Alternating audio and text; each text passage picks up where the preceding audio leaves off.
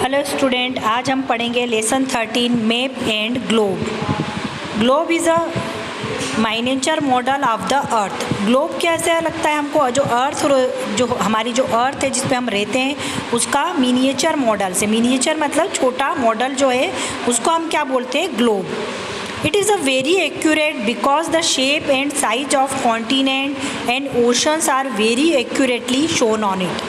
ये बहुत ही एक्यूरेट है क्योंकि इसका जो शेप और साइज़ है कॉन्टिनेंट और ओशन का, वो बहुत ही एक्यूरेट साइज़ है। उसके बाद आते हैं मैप पर। A map is representations of the earth surface और its part on a flat surface according to the scales. जो मैप क्या करता है? जो अर्थ की जो सरफेस होती है उसको रिप्रेजेंटेशन करता है कि एक स्केल का जो मेज़रमेंट होता है उसके according. Okay, map of great help in our daily life. जो मैप होता है वो हमारी डेली लाइफ में बहुत हमारी क्या करता है? हेल्प करता है। They help people to locate place whenever they want. ये क्या करता है? पीपल्स, जैसे हमको कहीं पे भी किसी भी प्लेस पे जाना है तो हम मैप के थ्रू इजीली हम जा सकते हैं। ये हमारी हेल्प करता है कहीं पे भी जाने के लिए। People travel all around the world with in the help of map. पूरे वर्ल्ड में हम मैप की हेल्प से कहीं पे भी घूम सकते हैं, ट्रेवल कर सकते हैं। A scale on a map is measuring line और measure on the map showing the ratio between any 2 points on the map and then actual distance on the ground. Scale क्या होती है? मैप पे क्या होता है? मैप को एक लाइन के थ्रू हम मेज़र कर सकते हैं। जो मेजरिंग लाइन होती है उसी का जो रेशो होता है एक पॉइंट से दूसरे पॉइंट तक, उसी को हम क्या बोलते हैं? स्केल्स बोलते हैं। Then actual distance on the ground, इसकी जो ग्राउंड से एक्चुअल डिस्टेंस होती है। तो स्केल की डेफिनेशन आप कैसे दे सकते हैं कि scale on a map is measuring line. मतलब स्केल एक टाइप की क्या है? मेजरिंग लाइन है। मेज़र वो किस पे मेज़र करते हैं? उसको मेज़र ऑन द मैप क्या शो करने के लिए? शो द रेशो बिटवीन, मतलब क्या शो करने के लिए यूज़ करते हैं? Ratio between any 2 points on the map. मतलब मैप पे अगर हमने 2 पॉइंट लिए तो उन दोनों का रेशो हम इस स्केल से मेज़र कर सकते हैं। Map can not be accurate as globe. Map accurate नहीं होता अगर ग्लोब के कंपेरिजन में देखा जाए तो, because the maps are drawn on flat surface. क्योंकि मैप किस पे ड्रॉ होता है? फ्लैट सरफेस पे। फ्लैट मतलब जो बिल्कुल समतल हो। दे शोज अर्थ सरफेस और a part of according to some scale it is impossible to flatten a round shape completely. ये क्या करता है? अर्थ के जो सरफेस वाले पार्ट रहते हैं उसको तो शो कर देता है स्केल पर ये जो फ्लैटन राउंड शेप वाली जो पार्ट्स रहते हैं उसको ये इम्पॉसिबल होता है इसको शो करना। तो आपकी जो फिगर्स इसमें ग्लोब एंड मैप, ये 2 पिक्चर्स आपको दिख रहे हैं कि एक मैप का पिक्चर से जिसमें इंडिया का मैप बना हुआ है और एक ग्लोब से। A scale of map can be in millimetre. जो मैप की स्केल्स होती है वो मिलीमीटर में होती है, सेंटीमीटर में होती है और an inch to represent a kilometre. और क्या होती है? इंच में भी होती है किलोमीटर को प्रेजेंट करने के लिए।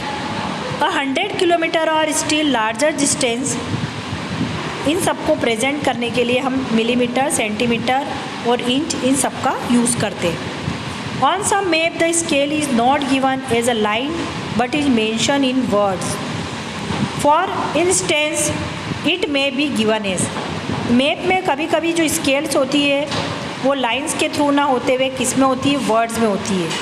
सपोज जैसे 1 centimetre is equal to 1 kilometre. It means that 1 centimetre on the map is equal to 1 kilometre on the ground.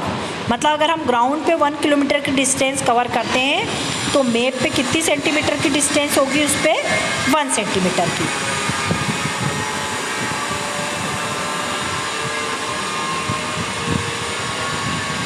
अब उसके बाद आते हैं कन्वेंशनल सिम्बॉल्स। अब ये कन्वेंशनल सिम्बॉल्स क्या होते हैं? जैसे it is not possible to show the actual shape of features. कभी कभी क्या होता है कि जैसे मैप पर हम एक्चुअल जो शेप्स होता है बिल्डिंग का, वो शेप्स हम फीचर्स शो नहीं कर पाते, बिल्डिंग्स का, वेल्स का या ट्रीज़ का। तो क्या होता है? Symbols are use to represent various feature on the maps.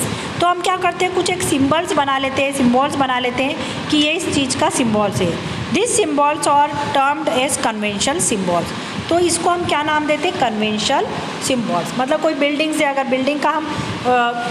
Building का स्ट्रक्चर नहीं बना पा रहे हैं, फीचर शेप नहीं बना पा रहे हैं, तो उसकी जगह एक सिम्बॉल्स का हम यूज़ करते हैं। Continent, a vast mass of land surrounded by water.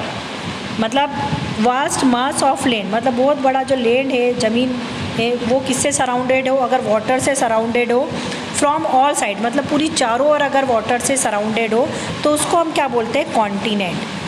There are 7 continents on the earth. ये बेटा आपको पूरा रिमेंबर रखना है, बहुत ध्यान रखना है कि हमारी जो अर्थ होती है उस पर कितने कॉन्टिनेंट्स होते हैं, 7 कॉन्टिनेंट्स होते हैं। कौन कौन से 7 कॉन्टिनेंट्स होते हैं? There are Asia, Africa, North America, South America, Antarctica, Europe and Australia. ये सब हमारे 7 कॉन्टिनेंट्स हैं। Asia is the longest continent and Australia is the smallest continent of the world. Asia जो है सबसे लार्जेस्ट कॉन्टिनेंट है और ऑस्ट्रेलिया जो है वो smallest continent of the world. Okay, अब उसके बाद आते हैं ओशन। ओशन क्या होते हैं? A vast mass of water on the surface of globe surrounding the land. अगर कोई जैसे वाटर वाला बहुत बड़े एरिया जो वाटर से घिरा हो, वो पूरी हो चारों ओर लैंड से सराउंडेड हो, मतलब उसके चारों ओर लैंड हो। पहले हमने पढ़ा था कि लैंड के चारों ओर वाटर है, अब वाटर के चारों ओर क्या हो, लैंड हो। तो the 5 major ocean of the world are the Pacific. कितने ओशन है? 5 ओशन है पूरे वर्ल्ड में। Pacific ocean, Antarctica ocean, Indian ocean, Arctic ocean and Antarctica ocean. ये 5 ओशन हैं। उसके बाद आते हैं पोल्स पर। पोल्स क्या होते हैं? There are 2 poles on the earth. Earth पे कितने पोल्स हैं? 2 पोल्स हैं, that is north pole and south pole. कितने पोल्स हैं हमारे अर्थ पर? 2 पोल्स हैं, north pole and south pole. Poles are the end point of an imaginary axis on which the earth rotates. मतलब poles क्या होते हैं? एंडिंग पॉइंट होता है इमेजनरी एक्सिस का, जहाँ से अर्थ क्या करती है हमारी, रोटेट करती है, घूमती है। एक्सिस, अब एक्सिस क्या होती है? Axis is an imaginary line. Axis को हम क्या बोल सकते हैं? इमेजनरी लाइन होती है join the north and south poles, जो नॉर्थ एंड साउथ पोल्स को क्या करती है, ज्वाइन करती है। On which the earth rotate, जहाँ पर अर्थ क्या करती है, रोटेट करती है। Our earth is tilted on its axis by 23√1/2 degree. मतलब कितने डिग्री में रोटेट करती है हमारी अर्थ? 23√1/2 डिग्री में। ये भी आपको याद रखना है कि कितने डिग्री में हमारी अर्थ क्या टिल्टेड होती है। अब उसके बाद आता है northern hemisphere and southern hemisphere. Northern hemisphere and southern hemisphere क्या होते हैं? The earth is divided in 2 equal halves. मतलब अर्थ को 2 इक्वल हाफ्स में हमने डिवाइड कर रखा है। Half portion of earth in the north direction. जो हाफ पोर्शन है अर्थ का वो कौन सी डायरेक्शन में? नॉर्थ डायरेक्शन में। इस called a northern hemisphere.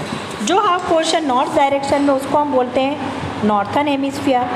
Similarly the other half portion in the southern part is called a southern hemisphere. मतलब जो पार्ट सदर्न पार्ट में आता है उसको हम क्या बोलते हैं? Southern hemisphere. उसके बाद आते हैं हम लैटिट्यूड्स पर।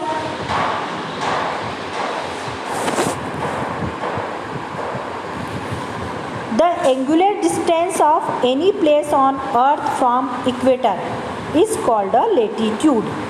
जो एंगुलर डिस्टेंस होती है अर्थ की from the equator is called a latitude. There are total 180 latitudes on the earth. Earth पर टोटल कितने लैटिट्यूड्स हैं? 180 लैटिट्यूड्स हैं। तो आप क्या बोल सकते हैं? फिर से इसकी डेफिनेशन मैं आपको एक्सप्लेन कर देती हूँ। The angular distance of any place on the earth from the equator. Equator से अर्थ की किसी भी प्लेस की जो डिस्टेंस होती है उसको हम क्या बोलते हैं? लैटिट्यूड बोलते हैं। इस टोटल हमारी अर्थ पे 180 लैटिट्यूड्स हैं। There are horizontal imaginary lines. The equator is at 0 degree latitude. अगर हॉरिजेंटल इमेजिनरी लाइन बनती है तो उस वहाँ पर लेटीट्यूड्स क्या होता है हमारा 0 डिग्री होता है. The tropic of Cancer and tropic of Capricorn are located in the 23⁻1/2 degree north and 23⁻1/2 degree south respectively. जो ट्रॉपिक ऑफ कैंसर और जो ट्रॉपिक ऑफ कैप्रिकॉर्न है वो कहाँ पर लोकेटेड है, यह भी आपको पता होना चाहिए. 23 डिग्री नॉर्थ में और 23 डिग्री साउथ में. The Arctic circle and Antarctic circle are located at 66⁻1/2 degree north and 66⁻1/2 degree south respectively.